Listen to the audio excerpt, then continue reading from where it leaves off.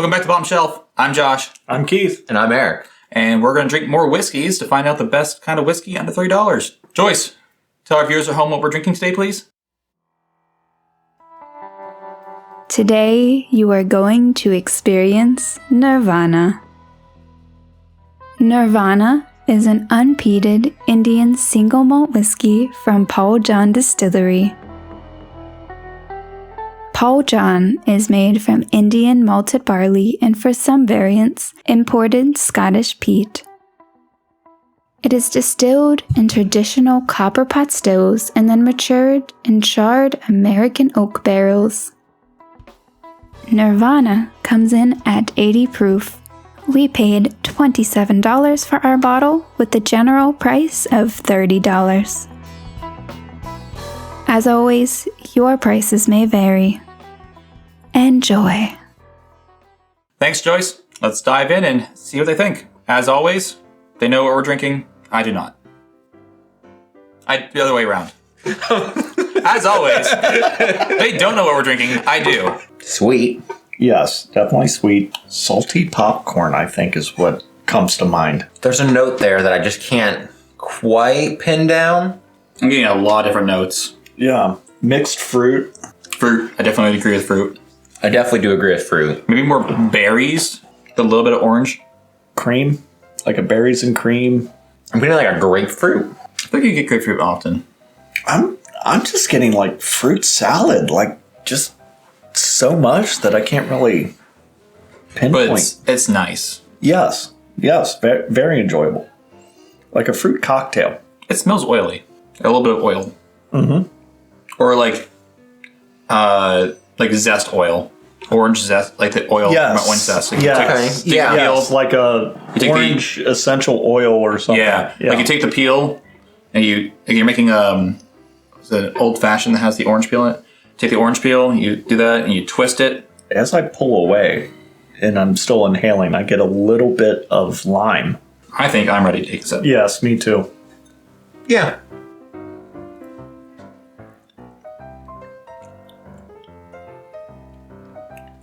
Not what I was expecting. No. There's just not a whole lot there. Like I'm getting a little bit of walnut at the back end of the palate. That's about it. Yeah, a little bit of walnut. Maybe not walnut, but like a nutty. Some sort of nut. Yeah. Yeah. And there's a little bit of sweetness there if you're really looking for it. Yeah. But you have to search way too hard to find it. I have to search way too hard to find anything. Yes. Also, I'm not getting a finish. Personally, I'm wondering if we blew our palate with our control whiskey. Yeah. I was wondering that as well. But do we want to... So this is our unsalted saltines. Right. Which are one of the best things you can do to reset your palate. Saltines and oysters is what people generally use to reset palates between tastings. Back to nose? No, I mean, just gonna go for that. The nose is still the same for me. Yeah. That didn't improve it. It's not as hard to find. That's still insubstantial. Yeah. Yeah. That was worth a shot. Maybe a little sunflower oil? I would agree with the sunflower. It's not oily, though. No. Just like... I think it's oily. But I meant the flavor of like a sunflower oil. Yeah, I don't think it's oily. Not the texture. All right. Well, I'm going to get some water out. All right. Well, while we let the water mingle with the whiskey, we'll tell you about our homes on the internet. You can find us at on Instagram and on Facebook at The Bottom Shelf Whiskey. You can also find us on Twitter at Shelf Whiskey. Shelf Whiskey, because usernames are hard on Twitter. Yes. You can also now find us on podhubnetwork.com. In the previous 5 episodes, I said podhub.com. It's Podhub Network. You should see that link down below. And you can also buy this bottle on Drizly, likely. I have to make sure. But if you can see the link down below to buy it there, and that will help support the channel. You can also see our Patreon and our Buy Me a Coffee, and you can buy us whiskey through that. If you buy us $25 in whiskey, we'll let you choose a bottle. All right, well, let's dive back in and see what we got here. Those isn't much different. No. Maybe a little more floral. A little more floral, a lot more butter. See, I was gonna say more grain, just a little bit more. I think that cream aroma that I was getting at the beginning with the water has like changed a little bit to more of a butter than a cream. A little more spice. That's about it. Not much change. I'm not getting any finish on this. No finish, no real flavor that I can identify. The flavor's just light. I wouldn't say there's not flavor. It's just light. Yeah. I'm getting a lot more like buttery popcorn. Well, I'm ready for ratings if you guys are. Yeah. Yeah. Start with the nose, obviously. The nose was the strong point for me on this. I'm going to go 3.5 on the nose. I thought it was vibrant. I thought there was a lot of complexity there. Fruit forward, very enjoyable nose. I'm leaning more 3 on the nose for most of the same reasons. It is the strong point of this whiskey. The nose is the only thing that I really got any substantial notes for. I was looking forward to better from the nose, though. I loved this nose. I thought that the berries were incredible. Yeah, you couldn't pick out certain berries, but the berries and citrus notes were amazing. So I'm trying to decide between a 4 and a 4.5.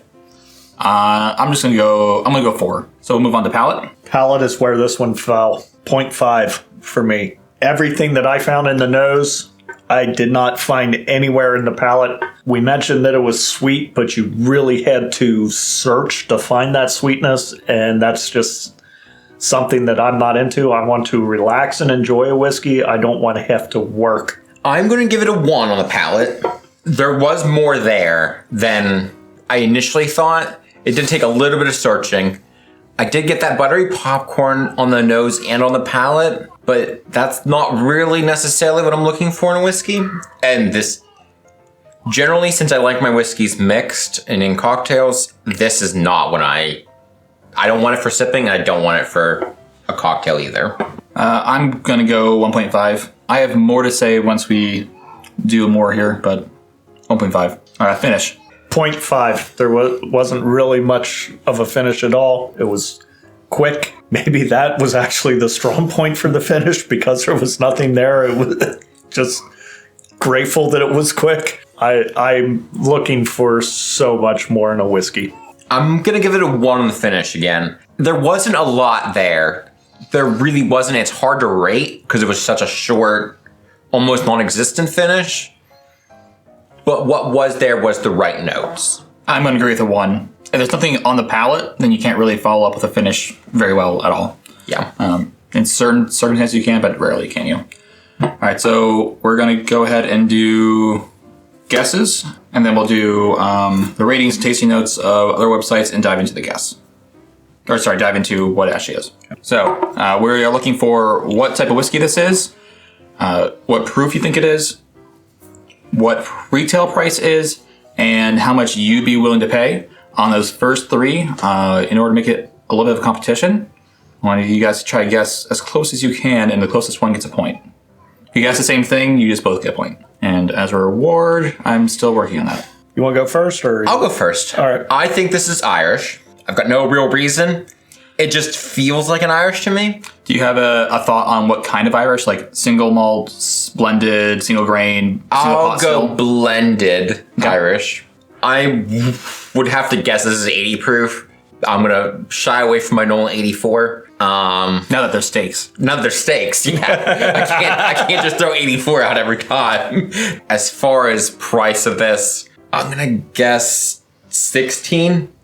I would pay as much as 8. I too am going to go blended Irish. I'm thinking 82 proof. Retail 10 to 12. I would pay maybe $8. Now that we've given all of our guesses and ratings, I am pretty sure we blew our palates with our control whiskey. I think I may have inappropriately chosen a whiskey for our control that probably blew our palates. Okay. The first time I did have this, when I was getting the neck pour out, I thought this was absolutely amazing and one of the best whiskeys I've had in our price range. So, and I look forward to seeing this one in a battle then. Yeah, I think so too. We'll talk about that as well, though. All right, so ratings from our websites and everything. Distiller gave this an 83, and Whiskey Advocate gave it an 89. Okay. Okay. Tasting notes. On the nose, malt, tropical fruits, honey, caramel, vanilla, pear, and fruitcake. Okay. Which I think is generally what we do. Yeah. Yeah. Yeah. Palate, the most popular notes were honey, sweet, orchard fruits, spice, barley, and oak. Finish, medium long. Vanilla, honey, malt, oak, and chocolate. Remember, that's a collective from other whiskey sites. All right, so guesses. So you both guessed blended Irish whiskey. You're both incorrect. But that's the most exciting part of this whiskey, so I'm going to say what that is later. You guessed 80 proof. You guessed 82. Yes. It is 80, so a point for Eric. Yes. You guessed $16 retail. Yeah. You guessed $12 retail. Mm-hmm. And you're closer with this because the retail price is $30. Holy crap. This is John Paul Indian Single Malt Whiskey, Nirvana, unpeated. Indian Single Malt Whiskey. I was never going to get that. Now, I didn't know they made whiskey in India. this was, I had noticed this on the shelf and actually had suggested to Josh that we try this. And he said it was actually on this list anyway. It was on sale. I would hope that we can do this one again with a cleaner palate because I'm just... Yeah.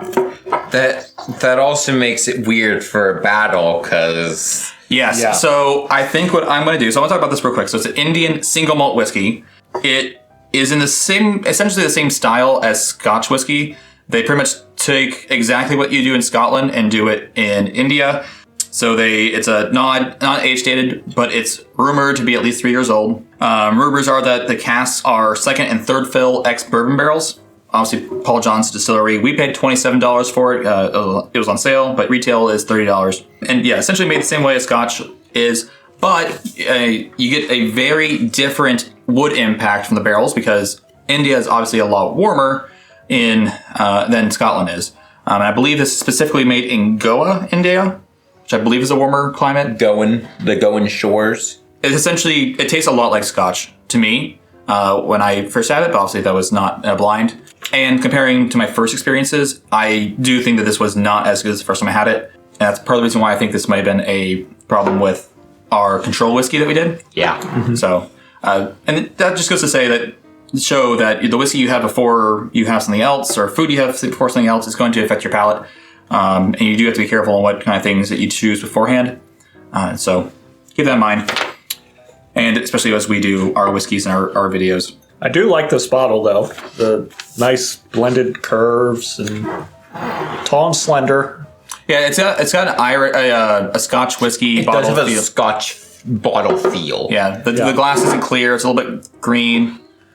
And not of our glass. It's a little bit more tapered and curvy. Yeah.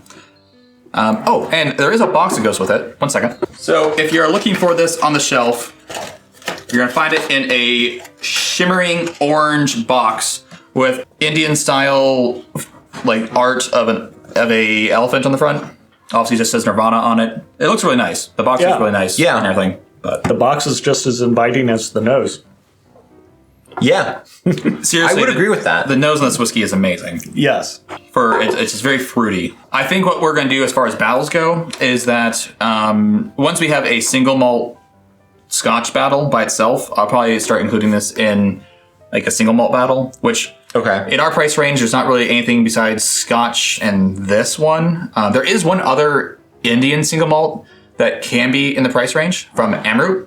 Okay. So if we can get our hands on that for our price, we will, from a store, clarifying that, then maybe we'll put those two together with the best two single malt Scotches. Okay.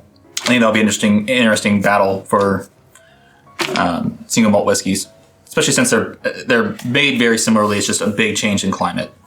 Given the other ratings and your past experience, I would want to try this again for sure. Yeah, I don't know that based on my own experience, even with that influence, I don't know that I would pay $27 for it though. My personal experience when I first had this, which for me was of all the single malt whiskeys I've had, this in the price category of under $30, this was the best. I mean, there's not a whole lot of single malt whiskeys in this price category though. Yeah. Also, we did Highland. I think it's better than that one from our first experience, not based on this time. But think that's enough dwelling on that. You think it's interesting? I think there's a definitely interesting story here. It's definitely a talking piece whiskey. Like, oh, this is for, an Indian single malt, and there's not many of those out there. Right. Especially available. And this one is fairly available. And if you're looking for it, you're probably going to find it in the Scotch section. At least at our store, they put it near the Scotch. If you like what we're doing, please give us a like. We'd love to hear from you, so leave a comment, and we'd love for you to see more of our videos, so please hit subscribe. And until next time, may the winds of fortune sail you. May you sail a gentle sea. May it always be the other guy who says, This drink's on me.